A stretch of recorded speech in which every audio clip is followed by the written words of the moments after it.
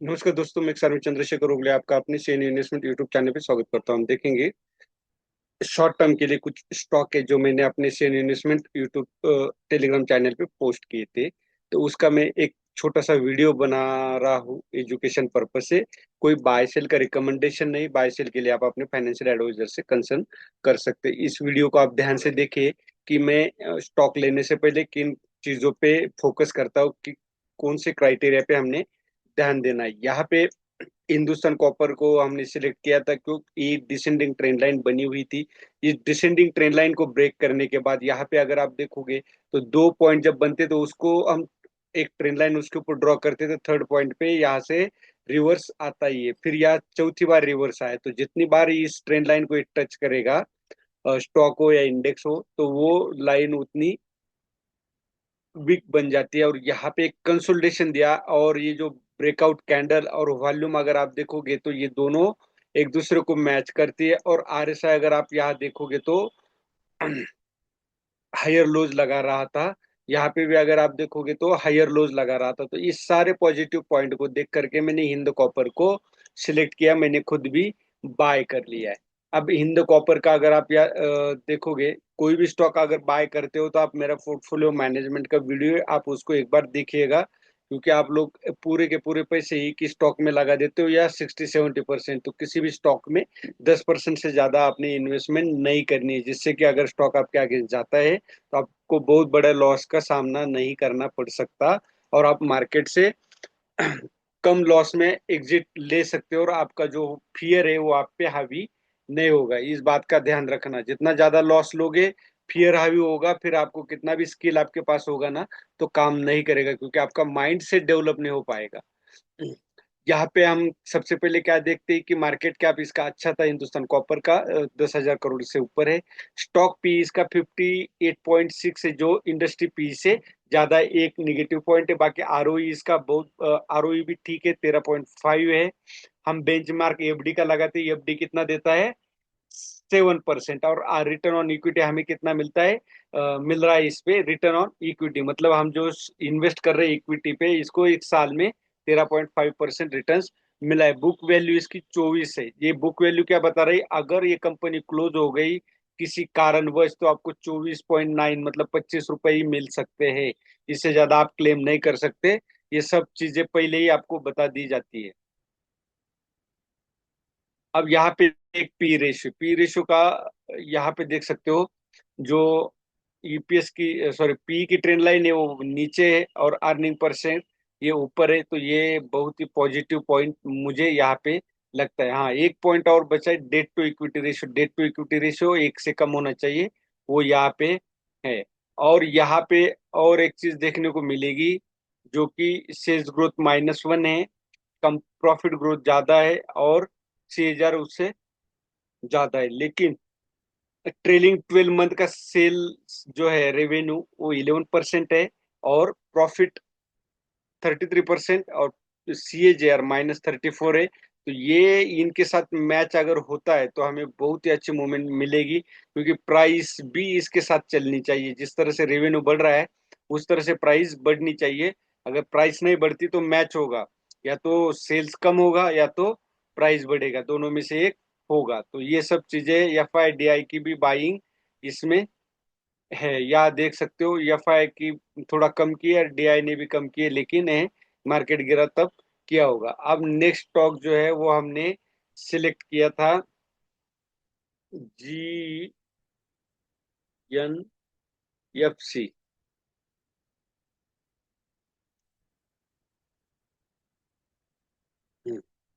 ये स्टॉक आप यहाँ पे देख सकते हो किस तरह से ये पैटर्न बना था। तो मैंने इसको भी एक सिलेक्ट किया मैंने खरीद ही लिया 540 पे। यहाँ पे इसका स्टॉप लॉस जो बनता है वो बनता है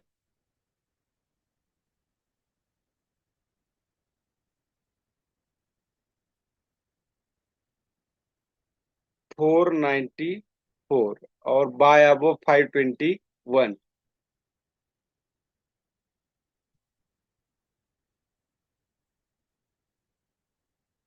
इसको भी मैंने बाय कर लिया है 540 पे।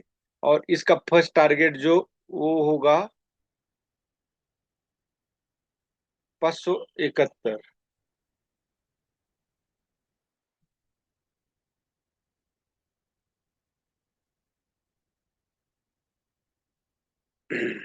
वॉल्यूम भी इसमें काफी बढ़ चुका है आज, तो ये मैंने बाय किया है। या स्टॉप लॉस,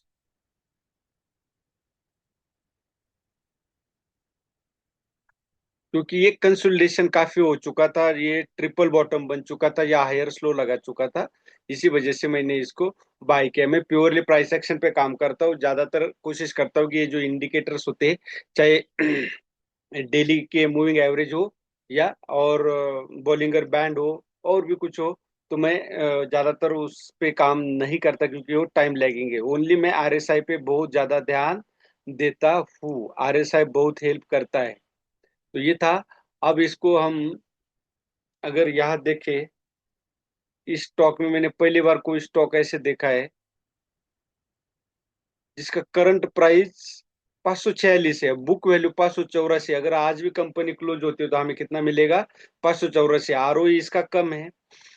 स्टॉक पी जो है वो इंडस्ट्री पी से कम है। ये पॉजिटिव पॉइंट है। डेट टू इक्विटी रेशियो कम है, तो ये सब चीजें अच्छी है। सिर्फ आरओई थोड़ा कम है, लेकिन मैंने पहली बार कोई ऐसा स्टॉक देखा है जो बुक वैल्यू से, सॉरी, करंट प्राइस से बुक वैल्यू इसकी ज्यादा है। अमूमन ऐसे होता नहीं। अगर पी रेशियो देखा जाए तो ईपीएस इसका काफी कम है पी से। यहाँ पे आप देख सकते हो टीटीएम, ये एक, इसमें आप ज्यादा इन्वेस्ट नहीं करना है। 3 से 4 3% से ज्यादा तो नहीं लगाना। 3 से 4%। क्यों? क्योंकि टीटीएम ट्रेलिंग 12 मंथ का सेल्स ग्रोथ 0 है, यहाँ पे कम हो चुका है। और कंपाउंडिंग ग्रोथ ज्यादा हो रहा है, मतलब प्रॉफिट ज्यादा हो रहा है। और सीएजआर, हाँ, ये एक पॉइंट है, मैंने इस वजह से लिया क्योंकि ये माइनस चल रहा है, तो ये हो सकता है पॉजिटिव होने के लिए आगे आ जाए। अगर एफआईडीआई की बाइंग यहाँ पे हम चेक कर सकते हैं, तो यहाँ थोड़ा कम किए एफआईडीआई ने। तो ये था इसका। लेकिन यहाँ देखोगे तो net profit, year on year profit जो है वो बढ़ रहा है। 2 साल बढ़ा था जो कम हो चुका है। अभी 22 और 23 में देखो कितना बढ़िया फिगर था, लेकिन अब ये कम हो चुका है। तो इसलिए मैंने इसको बाय किया है। अभी एक और स्टॉक है जो हम देखेंगे, इन्फीबीम। ये सॉफ्टवेयर से ही रिलेटेड है। ये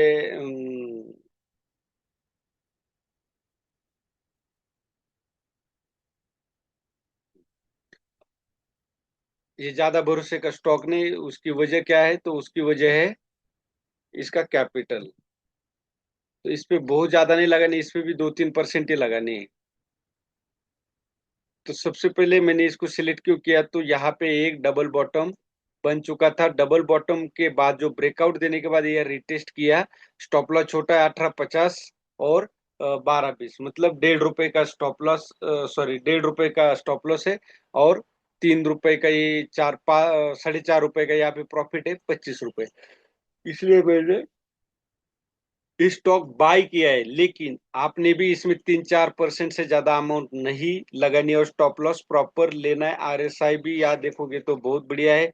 वॉल्यूम यहाँ पे बढ़ चुका था, यही वजह थी कि मैंने इस पे बाय कर लिया। लेकिन मैं प्रॉपर इसमें स्टॉप लॉस भी लूंगा, और 3 से 4% ही अमाउंट मैंने इन्वेस्ट की है, बहुत ज्यादा नहीं की है। यहाँ पे इन्फीबीम का अगर आप देखोगे, सेम इसका बुक वैल्यू 12.9 है। पी ज्यादा कम है इंडस्ट्री पी से, डेट टू इक्विटी कम है, लेकिन रिटर्न ऑन इक्विटी बहुत कम है, ये याद रखिए इसका। हाँ, मैं जो हमेशा बताता हूँ, ये जो चार्ट है ये नीचे होना चाहिए, और ये जो कॉलम है ये अप होने चाहिए। तो ये ईपीएस के कॉलम है और ये पी का रेशियो है, तो ये वाइस वर्सा होना चाहिए हमेशा।